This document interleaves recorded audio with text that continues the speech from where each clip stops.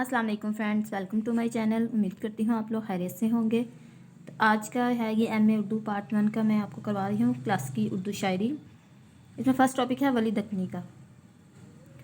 तो ये जो मैंने आपको मेरे 6 क्वेश्चंस नज़र आ रहे हैं, ये जो हैं ये 6 के 6 क्वेश्चंस आपको किसी भी पैटर्न से आ सकता है। इनमें से क्वेश्चन मैं आपको एक ही आंसर बताऊँगी, वो आपके इन 6 के 6 क्वेश्चन में कवर कर लेता है। लेकिन अगर जैसे आपको अगर कोई ये वाला क्वेश्चन आ रहा है तो आपने देखना है कि आपने इस टॉपिक में से कौन से पॉइंट्स लेकर लिखने हैं।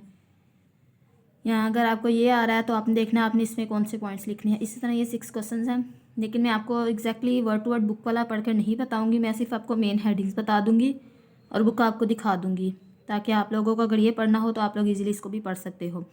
फर्स्ट क्वेश्चन है, वली उर्दू गज़ल का बाबा आदम है, तायद या तरदीद कीजिए। सेकंड क्वेश्चन है, वली दक्कनी के कलाम की नुमाया खसूसियात बयान करें।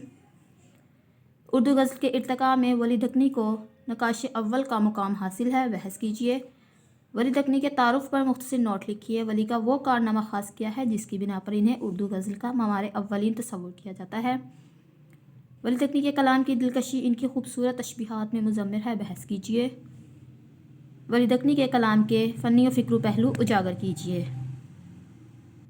इंशाल्लाह मैं आज की इस वीडियो में आपको वली दक्कनी, ख्वाजा मीर दर्द और मीर तकी मीर तीनों के बारे में इस एक वीडियो में ही शॉर्ट बता दूंगी, ताकि आप लोग उसको प्रिपेयर कर सकें। तो फर्स्ट हम वली दक्कनी एक तारुफ, इनके तारुफ के बारे में बताएंगे कि वली दक्कनी का जो है वो क्या नाम था। मुख्तलिफ जो मुहक्किकीन और मुसन्निफ़ीन हैं उनके मुताबिक जो है वली के ये सारे नेम्स यूज़ किए जाते हैं। वली मोहम्मद, शाह वलीउल्लाह, वली मोहम्मद वली, वलीउल्लाह सैयद मोहम्मद वली, मियाँ मोहम्मद वली, शमसुद्दीन और शम्स वलीउल्लाह वगैरह। लेकिन जो डॉक्टर जमील चालवी है उन्होंने अपनी जो किताब है उसमें उन्होंने उनका नाम वली मोहम्मद तस्लीम सनद किया था। तो वली मोहम्मद जो है और औरंगाबाद दक्कन में पैदा हुए थे। इनके वालिद का नाम शरीफ मोहम्मद था। उन्होंने जो है वो मदरसा अहमदाबाद में तालीम हासिल की थी और वो तालीम के बाद जो है अपने वतन औरंगाबाद वापस आ गए थे। फिर उसके बाद दिल्ली पहुंचे तो फिर उनके ये सारे उन्होंने आगे पॉइंट्स लिखे हैं, ये आप देख लीजिएगा। और फिर उनका जो वफ़ात है वो है 1707 में। मैं पूरी बुक आपको कवर कर रही हूँ ताकि आप लोग इजीली देख सको, और आपने ये पढ़ना है तो आप पढ़ सकते हो। नेक्स्ट पॉइंट आ जाएगा वली से कबल उर्दू शायरी की रवायत। तो वली से पहले जो है वो दक्कन और पंजाब में जो है वो उर्दू का सुराख मिलता है। वैसे तो वली को जो है वो उर्दू शायरी का बाबा आदम और उर्दू का पहला वली कहा जाता है शायर। लेकिन इससे पहले जो है वो 2 दौर गुजर चुके थे। जैसे कि एक पहला दौर था अमीर खुसरो का और दूसरा था कली कुतुब शाह का। कली कुतुब शाह का जो दौर था वो शाह मीरा हाशमी तक जो है वहाँ तक ख़त्म होता था आके। और जो है वो शुरू से ही गीत जो है वो कदीम ज़माने से हिंदुस्तान की सरजमीन पे जो है उसके ख़मीर में शामिल था। मतलब शुरू से ही गीत वगैरह की जो है वो थी, लिखे जाते थे कि। और जब मुसलमान जो है फातह के हैसियत से हिंदुस्तान पर पहुंचे थे तो हिंदू और फ़ारसी के जो मिलाप से जो ज़ुबान थे उसको रेख्ता का नाम दिया गया था। और जो अमीर खुसरो की गज़लों में गीत का मिजाज शामिल है। इस तरह जब दक्कन में उर्दू शायरी का सूरज शुरू होता था, कली कुतुब शाह, अब्दुल्लाह कुतुब शाह, वजही गवासी, आदिल शाह, सैयद मीरा हाशमी के कलाम में हिंदू गीत के लबो लहजे की गूंज सुनाई देती है। इसी तरह ये पूरा पॉइंट यहाँ पे कवर हो जाता है कि जो हिंदुस्तान में है वो पहले जो है वली से पहले जो है उस टाइम भी जो है ये गज़ल ये सब कुछ जो है ये थी। और ये देखें हिंदू के कल्चर में बुत परस्ती का रुझान गालिब रहा है और बुत परस्ती ज़्यादा मकबूल रही है। बुत परस्तिश औरत मर्द की जिनसी मोहब्बत की शक्ल इख्तियार कर लेते हैं। हिंदू नाच में परस्तिश का अंसर वाज़ेह रहा है। दक्कनी शायरी में बुत परस्ती और सरापा निगारी के रवायत के गीत के हवाले से दर आई है। यही रवायत वली की शायरी में हिस्सा बनी। नेक्स्ट जो हमारा पॉइंट होगा वली के कलाम की नुमाया खसूसियात होंगी। तो सबसे पहले हम जो है वली की शायरी की नुमाया खसूसियात वो हुस्न जमाल का आंसर है। डॉक्टर सईद अब्दुल्ला ने जो है वली को जमालदोज़ शायर कहा है। और वली के जो कलाम है उसमें हमें हुस्न जमाल को जो है वो वाज़ेह तौर पर उसका उनकी शायरी में अंदाज़ नज़र आता है, इसको हम इग्नोर नहीं कर सकते। तो इसलिए वली की शायरी में जो है हुस्न जमाल भरपूर तासुर से उभरता है। लेकिन उनकी हुस्न परस्ती में इब्दाल, जिनसी भूख और गैर सेहतमंदाना निशान दिखाई नहीं देता। ये हुस्न परस्ती एक पाकीज़ा सिफ्त और कदर के तौर पर महसूस की जा सकती है। ये हुस्न परस्ती रूह और जिस्म को मसरत से सरशार करती है। ये एक रूहानी ताकत है जिससे रूह बालिदगी हासिल करती है। इस तरह अगर हम वली दक्कनी का जब मुताला करते हैं तो हमें एहसास होता है कि उन्होंने जो है हर तरफ रंगो नूर की बारिश, जैसे उनकी शायरी में जो है हमें इस तरह के आंसर मिलते हैं जैसे बाग में खुशियों के गुलाब महक रहे हैं।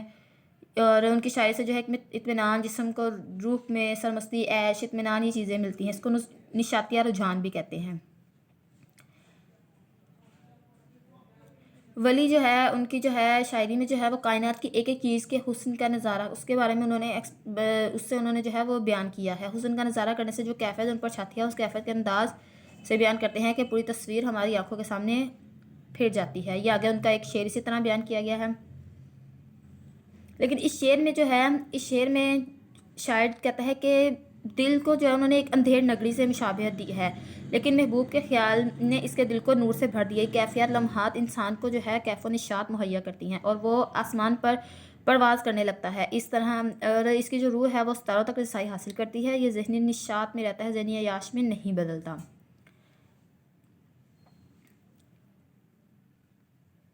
یہ دیکھیں آگے ہے، اس کائنات پہ کہیں گلاب مسکراتے ہیں، کہیں بہاریں نثراً اپنا جلوہ دکھا رہے ہیں، کہیں وسیع اور سبزہ زار، کہیں ٹھنڈے میٹھے پانی کی ندیاں بہ رہی ہیں، آسمان پر چاند چمک رہے ہیں، اس کی چاند سے وادیاں اور میدان منور ہو رہے ہیں. اسی سے ریلیٹڈ یہ آگے اشعار ہیں، ان کو آپ یوز کر سکتے ہیں. اگر آپ کو یہ اشعار نہیں تو آپ کے جو اشعار اس میں اچھے لگتے ہیں، جو آپ کو یاد ہیں، جو آپ کو ایزی لگتا ہے، وہ آپ اس میں لکھ سکتے ہیں. اب یہ جو انورٹڈ کاماز میں ہے، ڈاکٹر سعید عبداللہ نے جو ہے حسن پرستی کے بارے میں ولی کے کہا تھا کہ ولی دکنی جو ہے ایک حسن پس جمال دو شخص ہے. آگے یہ سارا انہوں نے اسی کے بارے میں بیان کیا ہے. یہ آگے اس لیے اس کا تحت ایک شعر یوز کر سکتے ہیں آپ. ولی کی شاعری عراقی طرز سخن سے مشابہت. عراقی طرز سخن کس کو کہتے ہیں؟ اس کو کہتے ہیں کہ محبوب سے بات چیت کرنے اور اس سے ملنے ملانے کی بجائے محبوب کے حسن پر زور دیا جاتا تھا اس شاعری میں، اس کو عراقی طرز سخن کہا جاتا ہے. ولی نے اپنی شاعری میں محبوب سے باتیں کرنے اور اس سے ملاقاتیں کرنے کی بجائے اس کے حسن کو زیادہ اجاگر کیا ہے. یہ دیکھیں، یہ جیسے یہ جو اشعار ہیں ان میں جو ہے وہ حسن کی بات کی جا رہی ہے کہ تیرے دو نین دیکھوں جب نظر بھر، مجھے تب نرگساں یاد آئے، تیری زلفاں کی طولانی کو دیکھے مجھے لیل زمستاں یاد آئے. ولی نے جو ہے ان اشعار میں محبوب کے حسن کو فطرت کے حسن کے ہم راہنگ اور ہم آہنگ کر دیا ہے. اسے عراقی طرز سخن کہا جاتا ہے. جیسے میں نے آپ کو اوپر بتایا کہ کس کو کہا جاتا ہے. اس سے یہ بات واضح ہے کہ ولی جو ہے ولی جو ہے نا وہ کائنات کا گہرا مشاہدہ رکھتے تھے. جو ورڈزورتھ کی شاعری ہے اس میں بھی جو ہے فطرت کا جادو جو ہے وہ سر چڑھ کر بولتا تھا، اور ولی میں بھی جو ہے وہ ہمیں فطرت کی کیونکہ ولی نے جو ہے انہوں نے کس چیز کو واضح کیا کہ ان کے نزدیک جو ہے کائنات کے اسرار و رموز کی گتھیاں سلجھا کر انسان مایوس کرنے کی بجائے کائنات کی خوبصورتی اور اس کے حسن و جمال کا تذکرہ زیادہ اہم ہے. ولی چاند کی چاندنی، سورج کی دھوپ، پھولوں کی مہک اور صبح و شام کے حسن کے گیت گاتے ہیں. ٹھیک ہے. اسی طرح ولی کا نیکسٹ پوائنٹ ہے، ولی کا محبوب ایک گوش پوش کا انسان ہے. ولی کا جو محبوب ہے وہ کوئی خلائی مخلوق نہیں بلکہ وہ بھی ایک عام سا انسان ہے. وہ گفتگو کرتا ہے، چلتا پھرتا ہے، سب کچھ کرتا ہے. ولی جو ہے اپنے محبوب کو مختلف ناموں سے پکارتا ہے. یہ کیسے کہ ولی نے جو ہے وہ اپنی شاعری میں اپنے محبوب کو ساجن، لالن، من موہن، ان سب چیزوں کے جو ہے وہ مختلف ناموں سے ان کو پکارا ہے اپنے محبوب کو. اور جو ولی نے اپنی شاعری میں جو یہ نام یوز کیے ہیں اس سے جو ہے ان کی شاعری میں ایک ترنم، ایک موسیقیت کو اور ایک نیا سا انداز پیدا ہو گیا ہے. ولی کو اپنے محبوب سے بے پناہ محبت اور عشق ہے. نقاد نے یہ بھی کہا ہے کہ ولی کا جو محبوب ہے اردو شاعری کے روایتی محبوب جیسا نہیں بلکہ وہ پاک نفس، خوددار اور باحیا ہے. یہ دیکھیں جیسے میں نے ابھی آپ کو جو نام بتائے ہیں یہ ان کے ہمیں شاعری میں مل رہے ہیں. یہ ساجن، یہ دیکھیں یہ نیم ہے، یہ اس طرح ان کی شاعری میں ہمیں یہ نیم مل رہے ہیں. ولی کی سراپا نگاری. تو ولی کی سراپا نگاری کے بارے میں اگر بات کی جائے تو وہ ولی کو جو ہے وہ سراپا نگاری کے بانی بھی کہا جاتا ہے. ولی نے اپنی شاعری میں اپنے محبوب کے جسمانی اعضاء کی تصویر کشی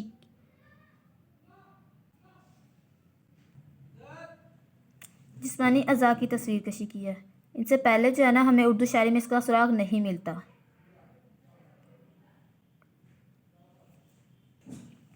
ڈاکٹر سعید عبداللہ نے جو ہے ولی کی سراپا نگاری کے بارے میں کچھ اس طرح سے کہا کہ انہوں نے انسانی حسن اور اس کے متعلقات کو فطرت اور کائنات کی حسین اشیاء کے حسن و جمال کے معرکہ میں اس طرح سجایا ہے کہ اس شیش محل میں حسن محبوب کی چمک دوبالا ہو گئی ہے. اس طرح ہی ڈاکٹر عبادت بریلوی نے بھی کہا ہے. یہ نیچے ولی کے سارے اشعار ہیں جو آپ یوز کر سکتے ہیں. آگے تشبیہات، استعارات کا استعمال ہے. ولی نے جو ہے اپنی شاعری میں تشبیہات اور استعارات کو موتیوں کی مانند چمکتے دمکتے نظر آتی ہیں. ان کی شاعری میں ولی نے جو ہے ان چیزوں کا بہت زیادہ استعمال کیا ہے اپنی شاعری میں. جیسے ولی کا میں آپ کو یہ شعر دکھا دیتی ہوں، نیچے یہ جو لکھے ہوئے ہیں یہ دیکھیں. تیرا مشرقی حسن انوری جلوہ جمالی، یہ سارے جو ان میں ہیں تشبیہات کا استعمال کیا گیا ہے ولی کی شاعری میں. تشبیہی کلام کے حسن کو چار تشبیہ جو ہے وہ کلام کے حسن کو چار چاند لگا دیتی ہے، جس سے کلام جو ہے وہ سمجھنے میں بھی ایک تو ایزی ہو جاتا ہے، اور تشبیہ شاعر کا کام بھی آسان کر دیتی ہے، کیونکہ اس کو زیادہ الفاظ کو جو ہے وہ یوز کر کے ان چیزوں کو بیان کرنے کی ضرورت نہیں پڑتی۔ وہ ایک تشبیہ کا جو ورڈ ہے اس کو تشبیہ کے جیسے چاند ہے، ان چیزوں سے تشبیہ دے کے وہ یوز کر کے اس کو ایزیلی اپنا کام کر لیتے ہیں۔ ولی جب محبوب کی سراپا نگاری پر اپنا زور قلم صرف کرتا ہے تو محبوب کے ایک ایک عضو کے لیے نئی نئی تشبیہات اور استعارات کا استعمال کرتے ہیں۔ ولی کی نادر تشبیہات نے ان کے کلام کو امتیاز بخشا ہے۔ یہ ڈاکٹر سعید عبداللہ ولی کی تشبیہات کے بارے میں آگے جو بیان کیا انورٹڈ کاماز میں، یہ وہ ہے، یہ پوائنٹ ڈاکٹر سعید عبداللہ نے کہا تھا۔ یہ آگے ولی کی جو ہے تشبیہات سے متعلق اشعار ہیں۔ سادگی سلاست اور سہل ممتنع۔ سادگی سلاست اور سہل یوں تو سادہ سے الفاظ ہیں، لیکن شاعر کا امتحان بھی سادگی سلاست اور سہل سے ہوتا ہے۔ چھوٹی بحر میں چند الفاظ کے جادو سے اچھا شعر نکالنا قیامت سے کم نہیں ہوتا۔ مومن نے جو ہے سہل ممتنع میں شعر کہا تھا، جس کے بدلے میں غالب نے ان سے کہا تھا کہ وہ اپنا پورا دیوان دینے کے لیے ان کو تیار ہو گئے تھے۔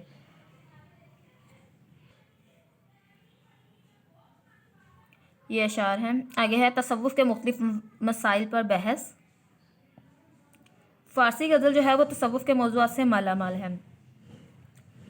بڑے صغیر پاک و ہند میں فارسی غزل کے تحت اردو غزل کا رواج ہوا تو فارسی غزل کے موضوعات بھی اردو غزل میں ڈلنے لگے تھے۔ دل کی صفائی، پاکیزگی، نفس، ترس کے دنیا، قناعت، تسلیم و رضا جیسے موضوعات ولی کی غزلوں میں پائے جاتے ہیں۔ ان موضوعات پر اظہار خیال کے ساتھ ساتھ انہیں اپنی بحث کے دائرے میں بھی لاتے ہیں۔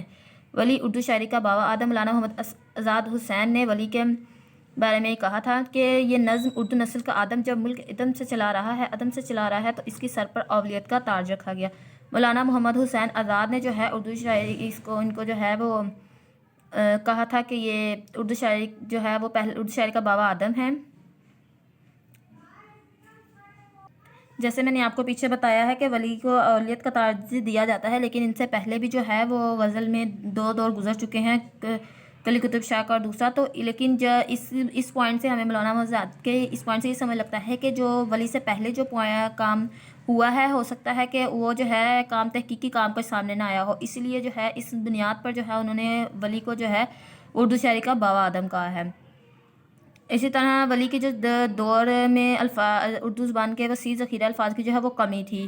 ولی نے اپنے فطری لسانی شعور کے تحت جو ہے اردو زبان کے دامن کو ہندی اور فارسی مقامی زبانوں سے مالا مال کیا تھا، اور جن کا آپس میں گہرا تعلق تھا۔ یہ الفاظ جو ہیں وہ سکت کے اعتبار سے بہت خوبصورت ہے۔ ولی کی زبان اتنے برس گزر جانے کے بعد بھی نئی نئی محسوس ہوتی ہے۔ ٹھیک ہے، یہ دیکھیں، اور ولی ان خیالات کے پیش نظر ولی دکنی اردو شاعری کا بابا آدم کہا جا سکتا ہے۔ میں نے آپ کو دکھا کمپلیٹ دیا ہے، لیکن میں نے شارٹ آپ کو ایکسپلین کر دیا ہے۔ جیسے میں نے آپ کو پہلے بتایا تھا کہ میں نے آپ کو 6 کوسچن دکھائے تھے کہ ان میں آپ کو ایک ہی یہ جو میں نے کوسچن آپ کو دکھایا ہے یہی آپ کو لکھنا ہے۔ اسی طرح میں نے یہ جو 7 کوسچنز ہیں ان کا بھی ایک ہی آنسر بتاؤں گی، اور وہ آپ کے ان 7 کے 7 کوسچنز کو کور کر جائے گا۔ بس لکھنے کی ترتیب آپ کو کرنی پڑے گی کہ آپ کو کس پوائنٹ کو پہلے اور بعد میں اور کون سا کوسچن آتا ہے، تو اس حساب سے آپ کو لکھنا ہوگا۔ تو ولی دکنی کی شاعری کا اگر مطالعہ کریں تو اس میں جو ہے ہمیں وہ حسن کی شوخیاں اور عشق کی سرگرمیاں جو ہیں وہ ملتی ہیں، جیسے یہ شغل بہتر ہے عشق بازی کا، کیا حقیقی کا کیا مجازی کا، یہ شعر ہے۔ غزل جو ہے ایک ایسی صنف ہے جس میں حسن و عشق سے پیدا ہونے والے جذبات کی مختلف حالتیں رونما ہوتی ہیں۔ ولی کی شاعری میں حسن و عشق کا رنگ سوز اور عشق کے تجربے کا ایک سیدھا سادہ گنجلک تجربے کا رنگ ہے۔ یہ اشعار ہیں اسی سے۔ ولی کی شاعری میں حسن کا تصور۔ ولی سے پہلے جو غزل کی روایت موجود تھی اس میں جو تصور تھا وہ ایک انسان کا حسن تھا، انسانی خد و خال کا حسن۔ یہ مجاز کی ایک شکل ہے، جس طرح ایک عورت مرد کی محبت کے ایک واضح تصور ابھرتا ہے۔ دوسری طرف صوفی شعراء کا محبوب خدا ہے۔ اسی طرح جو ہے صوفی جو ہوتے ہیں ان کو وہ حسن حقیقی کی تلاش اور قرب الہی کو اپنی زندگی کا مقصد بناتے ہیں۔ عشق کی 2 قسم تو یہ ہو گئی، ایک عشق حقیقی ہو گیا، ایک یہ میں نے مجازی کا آپ کو بتا دیا۔ دوسرا ایک تیسری قسم ہے وہ ہے حقیقت اور مجازی کا ایک ہو جانا۔ ٹھیک ہے، تو ہم دیکھتے ہیں کہ ولی کی جو شاعری ہے اس میں حسن حقیقی کی صورتیں کس حد تک موجود ہے، کیونکہ اللہ تعالیٰ ازل سے ابد تک رہے گا، اس کی ذات عیاں بھی ہے اور نہاں بھی، وہ ہماری شعرک سے بھی زیادہ قریب ہے۔ تو اس میں جو ہے تصوف میں عشق کی پیاس وحدت کے میکدے سے بجھاتا ہے، وہ خدا کو واحد شاہد مانتا ہے، یعنی ولی جو ہے وہ خدا کو واحد شاہد مانتے ہیں اور اس کی محبت میں مست اور بے نیاز رہتا ہے، یہ حضوری کی کیفیت ہے۔ वली कायनात में हर तरफ अल्लाह ताला का हुस्न बेहिजाब देखते हैं। सूफिया के नज़दीक यूँ तो ज़रे ज़रे में अल्लाह ताला का हुस्न मौजूद है, लेकिन इंसानी शक्ल में अल्लाह ताला की जलवा आराई मौसर और भरपूर तरीके से होती है। वली महबूब के चेहरे को देख कर दीदार इलाही करता है। वली के तस्वर हुस्न को वाज़ह करने से पहले हम ये देखते हैं कि अल्लाह ताला की ज़ात हसीन जमील और हुस्न जमाल को पसंद फरमाती है। तो जब हम इस चीज़ को देखते हैं कि अल्लाह ताला की ज़ात जो है वो हुस्न जमाल को पसंद करती है, तो जब हम दरख्त जो है शक्ल सूरत है, शाख है, इनके जो पत्ते, इनकी बनावट, इन सब ये सब चीज़ों में हमें हुस्न दिखाई देता है। पहाड़ों, दरियाओं, नदियों, झड़ियों देखकर इंसान उनके हुस्न में खो जाता है। गुलाब, चमेली, गेंदे, नसरीन, नस्तन के फूलों कितने खूबसूरत दिखाई देते हैं। इंसान भी तो अल्लाह ताला के हुस्न से जुदा हुआ है। हमारे लाशऊर में असल और हकीकी हुस्न की याद छुपी बैठी है। हम जहाँ भी हुस्न का नज़ारा करते हैं, बेख्तियार हम इसकी तरफ तवज्जो करते हैं। इसी तरह वो बेख्तियार इसकी तरफ बढ़ता है, वो मजाजी हुस्न को नज़रअंदाज नहीं कर सकता। तो इसी तरह वली की भी बात है कि वली भी जब इन चीज़ों को देखते हैं, वली जहाँ हुस्न जमील चीज़ देखता है तो वो भी बेख्तियार इसकी तरफ बढ़ता है, उसको नज़रअंदाज नहीं करता। वली जब अपने महबूब के चेहरे पर निगाह दोहराता है तो इससे इसके चेहरे पर एक नूर दिखाई देता है। यानी कि हमने जैसे पीछे पढ़ा है कि वली जो है वो ना उसका है इसके जो है वो इसके हकीकी के बारे में हमने जैसे पढ़ा है कि वली जो है वो कायनात की हर चीज़ में भी हुस्न तलाश करता है। तो इसी तरह ये चीज़ पॉइंट एक्सप्लेन किए हैं उन्होंने। डॉक्टर सादुल्लाह कलीम अपनी किताब उर्दू गज़ल की तहज़ीब फ़िक्री बुनियाद में कहते हैं कि वली की गज़ल में जो है वो मजाज से हकीकत की सिमत में भरने की एक सूरत ये भी है, जैसा मैंने आपको एक थर्ड वाला पॉइंट बताया था कि हकीकत और मजाज का एक हो जाना, तो ये उसी पॉइंट को उन्होंने एक्सप्लेन किया है कि मजाज से हकीकत की सिमत में बढ़ने की सूरत यह है कि लामसा की हिस्स को एक हुस्न में कम से कम बढ़ता गया है। ज़्यादातर समी बस और या फिश आमा से काम लिया गया है। तो इसी तरह ये पूरे पैसेज को आप पढ़ लीजिएगा। ये जो पूरे इन्वर्टेड कॉमास हैं डॉक्टर सादुल्लाह कलीम ने अपनी किताब उर्दू गज़ल की तहज़ीबी और फ़िक्री बुनियादों में लिखे हैं। वली की शायरी में इश्क का तसव्वुर, ये गालिब का शेर है। ये कायनात अल्लाह ताला ने तख्लीक की है, इंसान अशरफुल मखलूक़ात है। अल्लाह ताला ने जब इंसान को बनाया तो उसमें रूह फूंकी, हर चीज़ जो है वो अपनी असल की जानिब लौटती है। इंसानी रूह के अंदर भी अपने असल की तरफ जाने की तरफ होती है। इस तरह सूफ़ी शायरों के नज़दीक जो है यही इश्क है। हुस्न की हज़ार सूरतें और शक्लें हैं, ये फूल की सूरत में हो, दरिया की सूरत में, पहाड़, इंसान, हर चीज़ की जो है ना इसकी अदाओं में, इन सब चीज़ों में, इखलाक में इंसान बेचैन होकर इसी तरफ भरता है। इस इंसान को जो है वो बेताब करता है, इस इंसान के अंदर एक क़ुव्वत पैदा करता है। इश्क ये क़ुव्वत से मंजिल की राह दिखाती है। इसी तरह जो है वली के यहाँ तस्लीम और रज़ा, इस्रार, बाती सफ़ाई, सच्चाई, खलूस, बेरियाई और एहतराम और हैरत और पाकबाजी जैसी इक़दार पाई जाती हैं। ये नीचे जो है ये अशार बयान किए गए हैं वली के। ये हर चीज़ के बारे में, हर पॉइंट के बारे में एक अलग अलग शेर बयान किया गया है। इस तरह अगर हम गज़ल को अपनी मजमूई ज़िंदगी का इस्तारा समझ लें तो हमें महबूब, आशिक, रकीब के किरदार मिलते हैं। तो ये तीन किरदार जो है हमें उन्होंने बताया है कि यहाँ पे ये मिलते हैं। मंजिल जो है वो महबूब है, आशिक मुसाफिर और रकीब मुसाफिर है। रकीब जो है वो मुसाफिर को मंजिल तक पहुँचने में रुकावटें पैदा करता है। रकीब मुसाफिर को मंजिल तक पहुँचने में रुकावटें पैदा करता है। गज़ल में वाज, नासिर और शेख के किरदार हैं जो मंजिल के रास्ते में हायल होते हैं और मुसाफिर को मुश्किलात पेश आती हैं। इसी तरह हम गज़ल के निज़ाम में इक़दार तक पहुँच जाते हैं। इस तरह ये देखें, ये नीचे भी अशार हैं। इश्क काबिल एहतराम बनाता है, बातनी सफाई और सीरत की तामीर, इश्क के ज़रिए किरदार की तकमील। आगे जो पॉइंट है, पैसेज है, ये वली के हुस्न जमाल के बारे में जो है वो डॉक्टर इबादत बरेलवी ने जो है वो ये कहा था कि वली कहने को सूफ़ी थे, लेकिन इस गज़लों का बेशतर हिस्सा जो है वो मजाजी कैफियत, इश्क की तर्जुमानी पर मुश्किल, यानी कि वली को एक सूफ़ी शायर कहा जाता है ना, तो लेकिन उन्होंने कहा कि उनकी जो गज़लों में है वो ज़्यादातर हमें मजाजी कैफियत मिलती हैं जिनको इश्क पैदा कर सकता है। वली के इश्क में सपुर्दगी, लेकिन इसमें इंतहा पसंदी रूनुमा नहीं होती, इसलिए सौदों के ज़ात तो इनकी गज़लों में पैदा हो जाता है, लेकिन कनूतियत से वो दामन बचाए रखते हैं। वली ने इश्क का जो तस्वर पेश किया है इसमें इसी वजह से लिए दिए रहने वाली कैफियत मिलती हैं। ये आगे कंप्लीट है। फिर आगे डॉक्टर सैयद अब्दुल्ला वली की जमाल दोस्ती के बारे में कुछ इस तरह से रकम दराज हैं, ये उन्होंने कहा था डॉक्टर सैयद अब्दुल्ला ने। देखें, ये भी सईद अब्दुल्ला ने जो है वली के बारे में कहा था, जो इन्वर्टेड कॉमास मैंने पीछे स्टार्ट किए हैं वहीं से ये चल रहा है पॉइंट। और उन्होंने इसमें एक मेन बात ये कही है कि वली ने जो है अपने जज्ब व सुरूर में दुनिया की बेसबाती जैसे मकबूल मजबून पर मौजू पर कुछ ज़्यादा नहीं कहा, हालांकि ये शायरों का मकबूल तरीन मौजू है, लेकिन इस पर वली ने इतना ज़्यादा नहीं कहा। یہ میں پوری ڈیٹیل نہیں پڑھ کے بتا رہی آپ کو بک سے، میں نے ایسے ہی شارٹ آپ کو سمجھا دیا ہے، اب آپ اس کو تیار انشاءاللہ کر سکتے ہیں۔ جمال زندگی کے وصائف اور قصیدہ خواں تھے۔ حسن عشق یہ موضوع پر بھی ولی کو ہم ظاہر پرست کہتے ہیں۔ ولی کا عشق جو ہے وہ دل سے زیادہ آنکھ سے متعلق ہے۔ ان کے کلام میں وہ قلبی جذبات جو لازماً عشق ہیں کم ہیں، کیونکہ وہ صرف جمال کا عاشق ہے، اور یہ جمال کسی ایک فرد یا ایک پیکر میں مقید نہیں بلکہ عام سے وہ بنریز کی طرح، ہر پھول کا شدائی اور پروانے کی طرح ہر شمع کا متوالی ہے۔ یہ میں نے آپ کو ظاہری 2 کوسچنز کروائے ہیں، لیکن اس کے اندر آپ کے سارے ولی کے جو ہے وہ سارے کوسچنز پریپیئر ہو چکے ہیں۔ آپ ولی کا کوئی بھی کوسچن ہے اس میں ان دونوں میں سے مٹیریل ایڈ کر کے لکھ سکتے ہیں۔ میں نے آپ کو جیسے پہلے کوسچن بھی شروع میں دکھائے ہیں، اسی طرح آپ اس میں مٹیریل ایڈ کر دیکھ لیں گے کہ آپ کو کس ترتیب سے لکھنا ہے۔ ولی کے بعد اب میں اسی ویڈیو میں خواجہ میر درد کا بھی کروا دیتی ہوں۔ خواجہ میر درد کے بھی اسی طرح ہی کرواؤں گی میں آپ کو۔ یہ دیکھیں، یہ 6 کوسچنز ہیں، یہ 6 کوسچن میں سے کوئی بھی کوسچن آ سکتا ہے، آپ نے ایک ہی آنسر ہے، وہ آپ نے ان 6 کوسچنز کو میں سے ارینجنگ کر کے لکھ لینا ہے۔ خوبیاں، ان کے فنی محاسن، یہ سب ایک ہی ہے۔ دیکھیں کلام درد کی خوبیاں اور فکری اور فنی محاسن۔ سب سے پہلے جو ہے وہ خواجہ میر درد جو ہے اردو کے ایک اہم شاعر ہیں۔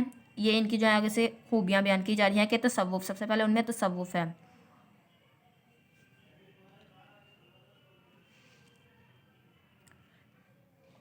تو انہوں نے کہا جب ہم تبلیغ اسلام کی تاریخ پر جو نگاہ ڈالتے ہیں تو ہمیں سب سے پہلے جو ہے وہ زیادہ حصہ صوفیہ کرام کا ملتا ہے کہ صوفیہ کرام نے جو ہے کیسے اخلاق و اعتبار سے، جیسے ان کے اخلاق، اچھے اخلاق کی وجہ سے ان کے اندر یہ مقناطیسی کشش انہوں نے اس کو بیان کیا ہے کہ انہوں نے لوگوں کو اپنی طرف کھینچا ہے۔ یہ چیز جو ہے یہ سلطانوں نوابوں ان لوگوں کے پاس نہیں ہوتی، یہ اعلیٰ اخلاق اور کردار کو جو ہے اس کی وجہ سے لوگ آپ کی طرف اٹریکٹ ہوتے ہیں۔ تو یہ اسی کو انہوں نے بیان کیا کہ صوفیہ کے جو اخلاق اور کردار کی وجہ سے انہوں نے لوگوں کو اپنی طرف متوجہ کیا، تو جس کی وجہ سے جو ہے صوفیہ کی اپنی شخصیت، مروت، کشادگی، روادلی، ہمدردی، انسان دوستی خوبیوں کو موجود تھے، اور غیر مسلم کو نہ تو حقارت کی نگاہ سے دیکھتے تھے، نہ نفرت سے، نہ ہی بیزاری کا اظہار کرتے تھے۔ یہی وجہ ہے کہ انہوں نے اسلام کی تبلیغ کی تو وہ نہایت کامیابی اور مؤثر رہی۔ ٹھیک ہے، اسی طرح جو سب سے اہم کتاب ہے حضرت علی بن عثمان حجویری کی رحمۃ اللہ علیہ کی کشف المحجوب، ٹھیک ہے، اس کتاب نے جو ہے نا برِ صغیر میں ہندی اذہان کو سب سے زیادہ متاثر کیا تھا، یہ جو کشف المحجوب کتاب ہے۔ ڈاکٹر سعد اللہ کلیم نے جو ہے وہ اپنی اردو غزل کی تہذیبی اور فکری بنیادوں میں یہ سب بیان کیا ہے، جس نیچے لکھا ہے: اردو غزل کا وجود اگرچہ بطور ایک الگ صنف سخن کے گجری اردو کے قدیم ورثے میں ہے۔ یہ میں کمپلیٹ نہیں پڑھ رہی، یہ آپ خود ریڈ کر لیجئے گا، دیکھیں۔ یہ جو ہے یہ بھی کہ خواجہ میر درد کے بارے میں ہی بیان کیا گیا ہے کہ ان کا یہ سب کچھ ہے۔ عادل شاہی اور قطب شاہی دور میں بھی وہ صوفیانہ روایات ترقی پذیر رہی، پھر غزل میں تصوف کی روایت ولی دکنی سے ہوتی ہوئی خواجہ میر درد تک پہنچی، ٹھیک ہے۔ یہ ان کا سارا انہوں نے لکھا ہے۔ چشتیہ سلسلہ جو ہے ان کا وہ کہاں سے کہاں تک تھا۔ پھر خواجہ میر درد کی شاعری میں تصوف کا رنگ، خواجہ میر درد جو ہے ان کی شاعری میں درویشی کا رنگ غالب تھا، کیونکہ ان کو درویشی صوفی شاعر کے طور پہ جانا جاتا تھا۔ لیکن جس دور میں خواجہ میر درد کا نے شروع کیا تھا، ان کا سلسلہ نقشبندی کا تعلق تھا، جس میں انہوں نے شروع کیا تھا، وہ افراتفری، قتل و غارت، فتنہ فساد، یہ سب عہد تھا اس دور میں۔ دلی پہ جو بار بار حملوں کی زد میں تھا، سکون نہیں تھا وہاں پہ، سلطنت جو ہے وہ ٹکڑے ہو چکی تھی، تو معاشرتی انحطاط پذیر تھا، تو جس کی وجہ سے جو ہے طبیعت آرام اور سکون کو ترس رہی تھی، ہر طرف فتنہ، بے چینی اور یہ سب چیزیں موجود تھیں۔ تو خواجہ میر درد نے جو ہے ان حالات میں اللہ کی ذات پر بھروسہ کیا، اللہ سے محبت کی، اور اس کی ذات کے جلوے ہر طرف دیکھے، اور بالآخر ان کی زندگی آسان ہو گئی۔ زندگی کے اصل رموز میں ایک یہاں اس لیے کہا جاتا ہے کہ خواجہ میر درد کا جو کلام ہے وہ تصوف کے رنگ میں ڈوبا ہوا ہے، کیونکہ انہوں نے خدا پہ بھروسہ رکھ کے ہر چیز کو کیا تھا۔ ان کا دور جو ہے بہت مشکلات اور پریشانیوں کا دور تھا۔ تو ڈاکٹر الف نسیم خواجہ میر درد کے بارے میں لکھتے ہیں، یہ سارے انہوں نے خواجہ میر درد کے بارے میں کہا تھا۔ ان کی زندگی تصانیف اور تذکرہ نگاروں کے تحریر سے ملتی ہے۔ میر حسن نے تذکرہ شعراء میں ان کے دل آگاہ کو اسرار خدائی کا محسن کہا ہے۔ تو خواجہ میر درد جو ہیں وہ ایک صوفی شاعر تھے، صوفی کے دل میں جو ہے وہ کائنات کے بارے میں مختلف سوالات جنم لیتے ہیں، جن سے حیرت کے دروازے کھلتے ہیں۔ درد کی شاعری کی جستجو تلاش کا عنصر پایا جاتا ہے، وہ کائنات کے سارے رموز کو سمجھنے کے لیے سوالات کا سہارا لیتی ہیں۔ ان کے دل میں ایک تجسس تھا کہ وہ کائنات کے جو راز ان کے بارے میں کچھ وہ جان سکیں، کچھ اس کو ایکسپلین کر سکیں اپنی شاعری میں۔ ان کے اندر ایک جستجو کا سفر تھا۔ درد اس کائنات کے ذریعے ذرے ذرے میں حقیقی حسن تلاش کرتے ہیں۔ जग में आके इधर उधर देखा, तू ही नज़र आया जिधर देखा। सूफ़ी जो है अल्लाह ताला का कुर्ब हासिल करने के लिए इबादत और इयादत करता है और अपने दिल को दुनियावी ख्वाहिशात से पाक रखकर तसव्वुफ़ की मंजिलें तय करता है। तसव्वुफ़ के रास्ते में अक्ल इसकी हादी नहीं बनती, क्योंकि अक्ल का काम सिर्फ ज़ाहिर तक रसाई है। इस रास्ते में सूफ़ी का मुर्शिद अक्ल की बजाय दिल बनता है। तो सूफ़ी जो है वो अपने दिल को जो है वो दुनियावी हिर्स, लालच, इन सब चीज़ों से जो है वो पाक और साफ़ रखता है। इनका दिल जो है वो आईने की मानिंद होता है। ये ऐसा होता है जिसमें अल्लाह ताला का अक्स देखा जा सकता है।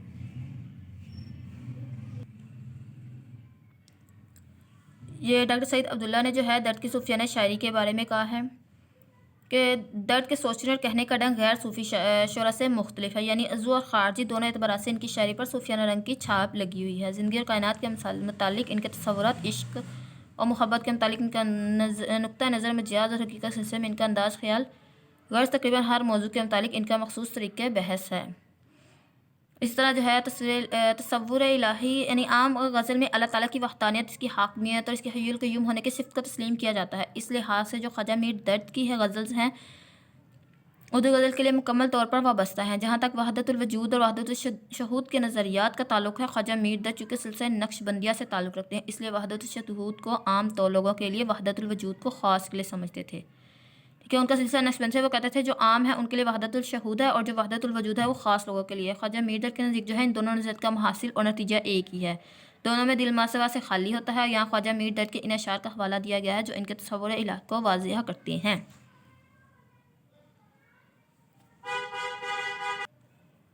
ये अशार भी इसी पॉइंट में इस्तेमाल किए जा सकते हैं।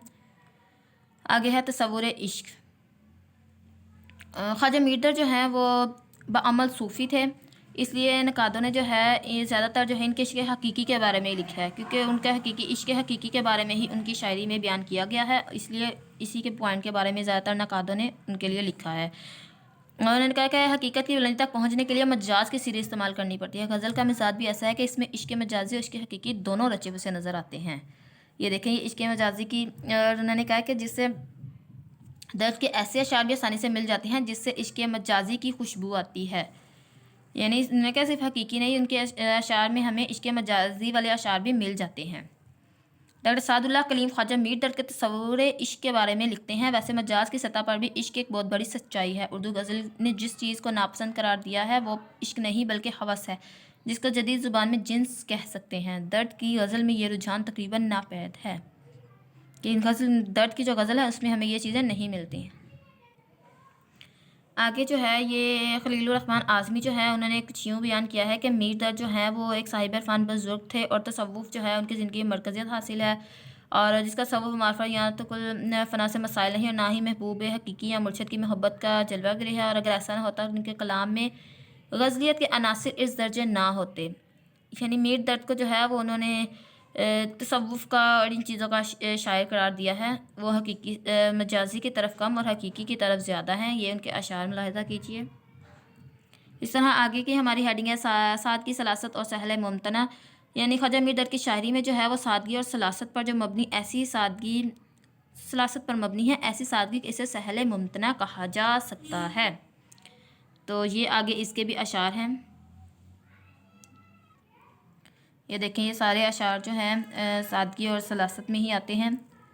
और दर्द व असर और सोज़ो गदाज़ की जो कैफ़ियत है वो मीर तकी मीर की शायरी में पाई जाती है, वो मीर दर्द की शायरी में नहीं पाई जाती। उन्होंने कहा ये कैफ़ियत मीर तकी मीर की शायरी में है, मीर दर्द की शायरी में नहीं है।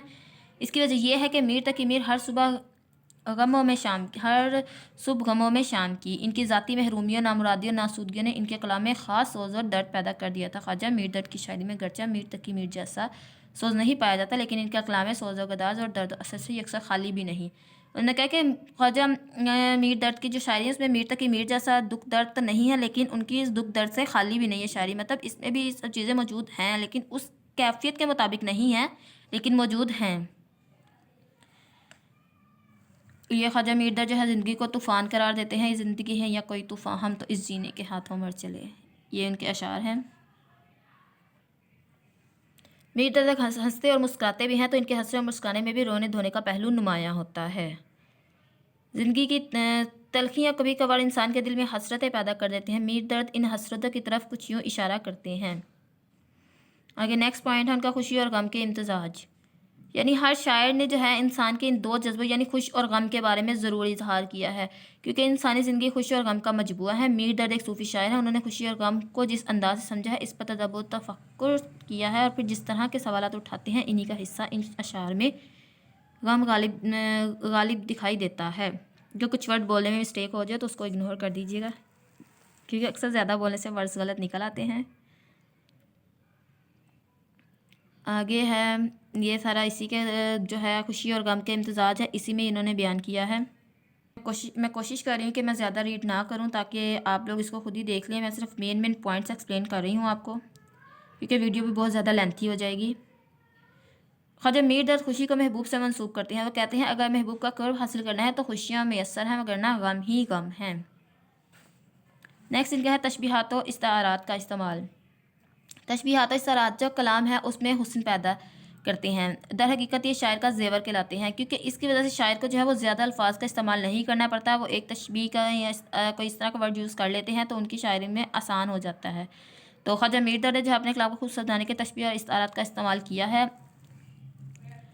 یہ دیکھیں، یہ نیچے انہوں نے یہ چیزیں استعمال کی ہیں جو ان کے اشعار میں شو کر رہی ہوں نیچے۔ یہ اشعار بھی آپ پیپر میں ضرور لکھیں، اس سے اچھا امپریشن پڑتا ہے پیپر میں۔ مسئلہ جبر و قدر، اس میں بھی جو ہے ڈاکٹر سعد اللہ کلیم خواجہ میر درد کی شاعری میں مسئلہ جبر و قدر کو بیان کرتے ہیں کہ جبر و قدر کے مسئلے میں خواجہ میر درد کا رویہ تقریباً وہی ہے جو فارسی اور اردو غزل کا ان سے پہلے رویہ تھا، یعنی اختیار کی جگہ جبر کی طرف جھکاؤ، گرچہ مکمل طور پر ان کو جبری بھی نہیں کہا جا سکتا۔ یعنی انہوں نے اس میں کہا کہ شاعر جو ہے عظمت انسانی کا قائل ہے اور وہ انسان کو بے بس قرار نہ دے، لیکن دوسری طرف جو معاشرہ اللہ تعالیٰ کی ہر شے پر قادر ہونے کا تصور رکھتا ہے وہ انسان کے لامحدود اختیارات کا متحمل بھی ہو سکتا ہے۔ اللہ تعالیٰ کے حوالے سے اور اس کی عطا کردہ ہے۔ اسی طرح انسان کو جتنے اختیارات عطا ہوئے ہیں وہ اللہ تعالیٰ کی طرف سے، نہ انسان کے ذاتی ہیں۔ جبر و قدر کے درمیان اکتساب کا نظریہ ہے۔ البتہ کہیں ایسا لگتا ہے کہ انسان کے مجبور ہونے سے تصور خواجہ صاحب کو کسی نہ کسی طرح کھلتا رہا ہے۔ یہ آگے اشعار ہیں۔ درد کا خیال ہے کہ اگر کوئی اختیار انسان کو تفویض کیا گیا ہے تو وہ اس میں وہ بے اختیار ہے۔ محبوب کے سامنے بھی درد خود کو بے اختیار سمجھتے ہیں۔ خواجہ میر درد محبت کے معاملے میں انسان کو مجبور رزق اور محبت کے معاملے میں انسان کو مجبور سمجھتے ہیں۔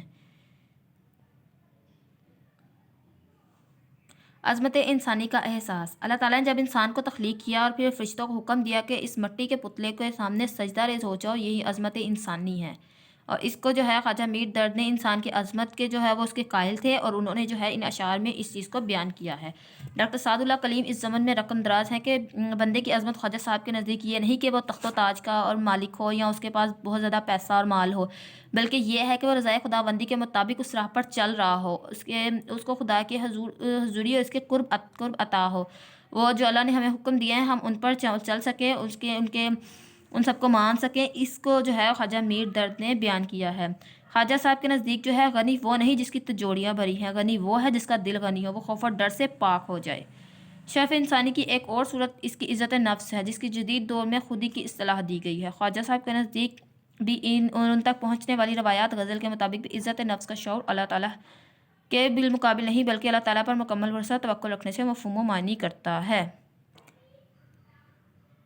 انسان کی عظمت کا ایک پہلو یہ ہے کہ اللہ تعالیٰ جب تنہائی سے اکتا جاتا ہے تو بشر کو تخلیق کرتا ہے، نہ کہ سونے کے پہاڑ بناتا ہے۔ تو اس لیے جو ہے خواجہ میر درد نے جو ہے وہ انسان کو جو ہے وہ عظمت سے کہا ہے کہ اس لیے جو ہے خواجہ میر درد جو ہے وہ انسانی عظمت کے قائل ہیں۔